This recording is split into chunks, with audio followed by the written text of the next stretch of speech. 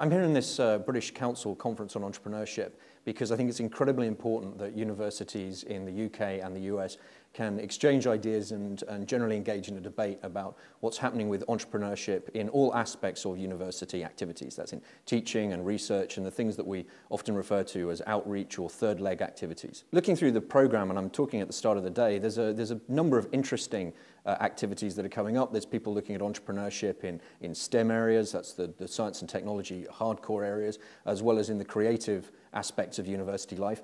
But I'm not entirely sure that that's the be-all and end-all of what it is that we're going to hear about. I hope that what we're going to be discussing in much more detail will be why entrepreneurship activities are much more fundamental to universities as institutions, to their economic well-being, to their survival, to their ability to teach not just entrepreneurship as a discipline, but how that will inform other things, and get much deeper than merely talking about curricular activities and the kind of ongoing and extracurricular activities that most people immediately think of when they talk about entrepreneurship in a university context. My own session, which I will be leading towards the end of the day, is under the topic of why universities need to work with entrepreneurs or die.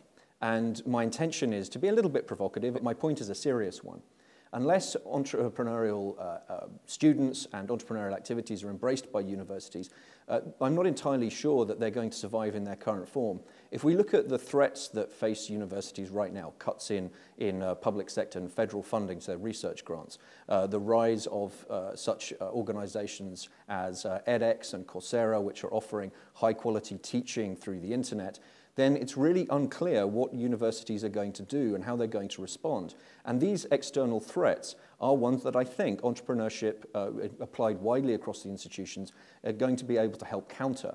If we introduce more entrepreneurial activities, which are often much more experiential in the way that we teach them, they're much more about the learning experiences, then that will help support universities' role in teaching, because that's stuff you can't provide over the web. It's stuff that you have to be able to do one-to-one, that you have to be able to react to. It's not a broadcast mechanism. It's much more about the individual learner and how we take them on the process of discovery that is relevant to what they want to do. And unless we can engage with entrepreneurs who are out there and take the benefits of our research and turn it into economically beneficial activities, then further cuts to public and federal funding are inevitable, as is cuts to charity funding and so on.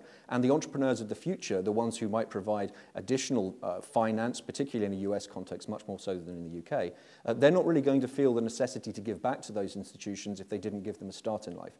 So without entrepreneurs, I'm not sure what the future for universities is.